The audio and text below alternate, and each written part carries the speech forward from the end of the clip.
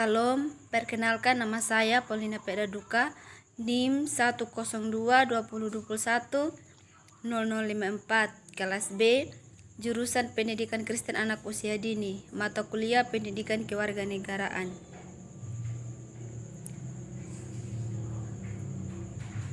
Di sini saya akan membahas materi bab 7 tentang bagaimana dinamika historis, konstitusional, sosial politik, kultural, serta konteks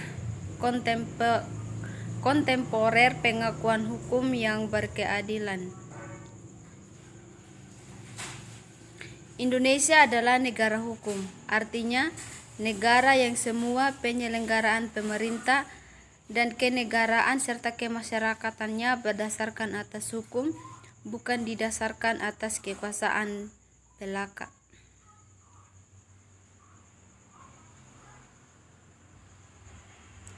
A. Menelusuri konsep dan urgensi penegakan hukum yang berkeadilan. Thomas Hobbes tahun 1588 sampai 1679 Masehi dalam bukunya Leviat pernah mengatakan Homo homini lupus, artinya manusia adalah serigala bagi manusia lainnya. Manusia memiliki keinginan dan nafsu yang berbeda-beda antara manusia yang satu dan yang lainnya. Nafsu yang dimiliki manusia ada yang baik, ada nafsu yang tidak baik. Inilah salah satu argumen mengapa aturan hukum diperlukan. Kondisi yang kedua tampaknya bukan hal yang tidak mungkin bila semua masyarakat tidak memerlukan aturan hukum. Namun, Sisorge 116 sampai 43 Masehi pernah menyatakan ubi societas ius, artinya di mana ada masyarakat, di sana ada hukum.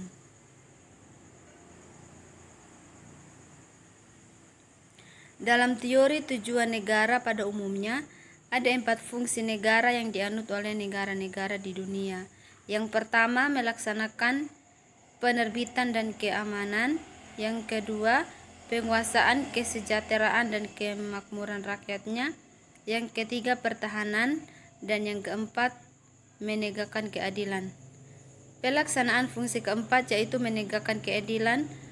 Fungsi negara dalam bidang peradilan dimaksudkan untuk mewujudkan adanya kepastian hukum. Fungsi ini dilaksanakan dengan berlandaskan pada hukum dan melalui badan-badan peradilan yang didirikan sebagai tempat mencari keadilan. C. Menggali sumber historis, sosiologis, politis tentang penegakan hukum yang berkeadilan di Indonesia. Negara hukum adalah negara yang setiap kegiatan penyelenggaraan pemerintahannya didasarkan atas hukum yang berlaku di negara tersebut. Hukum bertujuan untuk mengatur kehidupan dan ketertiban masyarakat. Untuk mewujudkan masyarakat yang tertib, maka hukum harus dilaksanakan atau ditegakkan secara konsekuen. Yang tertera dalam peraturan hukum seyogianya dapat terwujud dalam pelaksanaannya di masyarakat. Dalam hal ini, penegakan hukum pada dasarnya bertujuan untuk meningkatkan ketertiban dan kepastian hukum dalam masyarakat, sehingga masyarakat merasa memperoleh perlindungan akan hak-haknya. Dalam rangka menegakkan hukum, aparatur penegak hukum harus menunaikan tugas sesuai dengan tuntutannya yang ada dalam hukum material dan formal. Pertama, hukum material adalah hukum yang memuat peraturan-peraturan yang mengatur kepentingan-kepentingan dan hubungan-hubungan yang berupa perintah-perintah dan larangan-larangan. Contohnya, untuk hukum pidana terdapat dalam Kitab Undang-Undang Hukum Pidana atau KUHP. Untuk hukum perdata terdapat dalam Kitab Undang-Undang Hukum Perdata atau KUHPER.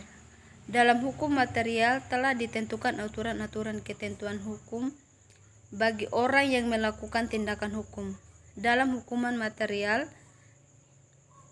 juga dimuat tentang jenis-jenis hukuman dan ancaman hukuman terhadap tindakan melawan hukum.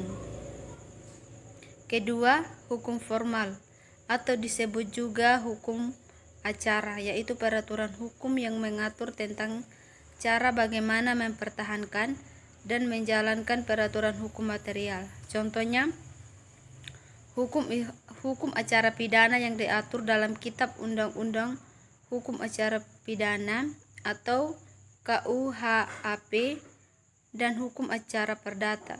Melalui hukum acara inilah hukum material dapat dijalankan atau dimanfaatkan. Tanpa adanya hukum acara, maka hukum material tidak dapat berfungsi. Dalam bidang ketertiban dan ketentraman umum, kejaksaan turut menyelenggarakan kegiatan A. Peningkatan kesadaran hukum masyarakat, B. Pengamanan kebijaksanaan penegakan hukum, C. Pengawasan peredaran barang cetakan, D. Penguasaan kepercayaan yang dapat membahayakan masyarakat dan negara, E. Pencegahan penyalahgunaan atau penodaan agama, F. Penelitian dan pengembangan hukum serta statistik kriminal. Lembaga ini berwenang sebagai penuntut umum dan pelaksanaan putusan pengadilan yang telah memperoleh kekuatan hukum tetap.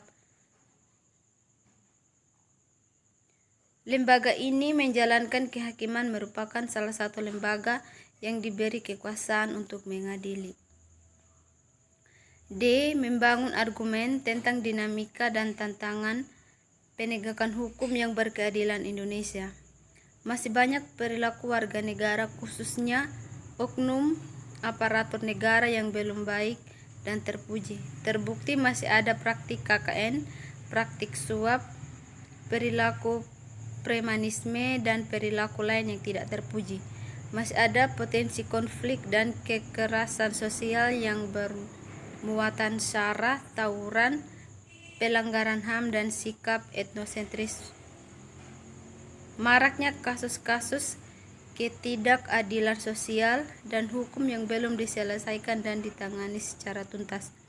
Banyaknya kasus perilaku warga negara sebagai subjek hukum, baik yang bersifat perorangan maupun kelompok masyarakat, belum baik dan terpuji, atau melakukan pelanggaran hukum menunjukkan bahwa hukum masih perlu ditegakkan. Persoalannya, penegakan hukum di Indonesia dipandang masih lemah.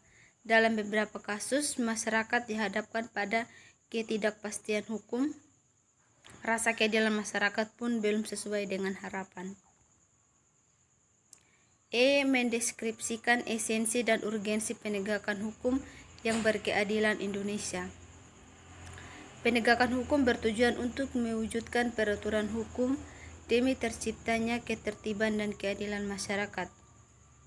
Apa yang tertera dalam peraturan hukum atau pasal-pasal hukum material seyogianya dapat terwujud dalam proses pelaksanaan untuk meningkatkan ketertiban dan kepastian hukum dalam masyarakat, sehingga masyarakat merasa memperoleh perlindungan akan hak-hak dan kewajibannya. Keberadaan hukum dan upaya penegakan sangat penting. Ketidakadaannya penegakan hukum, terlebih tidak adanya aturan hukum yang mengakibatkan kehidupan masyarakat kacau. Negara Indonesia sebagai negara modern atau konstitusional telah memiliki sejumlah peraturan perundang-undangan, lembaga hukum, badan-badan lainnya, dan aparatur penegak hukum. Kepastian hukum untuk memenuhi rasa keadilan masyarakat. Upaya penegakan hukum harus selalu dilakukan secara terus-menerus. Demikian materi yang dapat saya sampaikan. Sekian dan terima kasih. Tuhan Yesus memberkati.